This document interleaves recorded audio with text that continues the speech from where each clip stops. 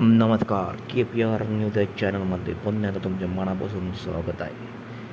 Thumbnail पाहून तुम्हाला सर्वांच्या लक्षात आलं असेल की आत्ता आपण बैलगाडा क्षेत्रातील कोणत्या टॉपिकवरती चर्चाही करणार आहोत. मित्रांनो, काही दिवसांपासून बकासूर, त्याचबरोबर बकासूरचे मालक मोबाईल शेठ धुमाळ यांची चर्चा बैलगाडा क्षेत्रामध्ये मोठ्या प्रमाणामध्ये होत आहे.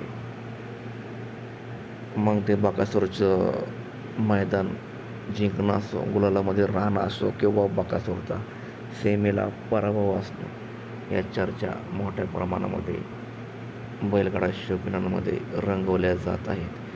त्याचबरोबर नवीन एक चर्चा, या चर्चेला सोशल मीडियावरती असंख्य व्हिडिओच्या माध्यमातून उधाण आलेलं आहे. ती चर्चा म्हणजे सर्वांचे लाडके लोकप्रिय असे हिंद केसरी ड्रायव्हर विठ्ठल नाना ड्रायव्हर यांची आणि मोबाईल धुमाळ बकासूर यांची चर्चा.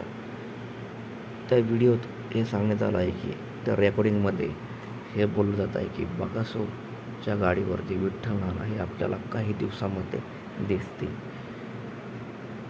ही इच्छा सर्व बकासूर प्रेमी, त्याबरोबर बैलगाडा क्षेत्रातील एक दिग्गज मालक आहेत ते मथुर 1001चे, त्यांची पण इच्छा आहे की विठ्ठल नाना ड्रायव्हर यांच्यासारखा ड्रायव्हर हा इतिहासात होणे नाही. त्यांनी पुन्हा एकदा बकासूरच्या गाडीवर हे जावे.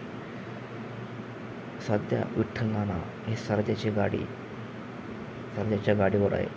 विठ्ठल नाना यांना सर्जाचे मालक, नवीन मालक, त्यांनी काही दिवसांपूर्वी 4 ते 5 दिवसापूर्वी विठ्ठल नाना यांना हात जोडले व हात याच्यासाठी जोडले की विठ्ठल नाना तुमच्यासारखा ड्रायव्हर होणे नाही.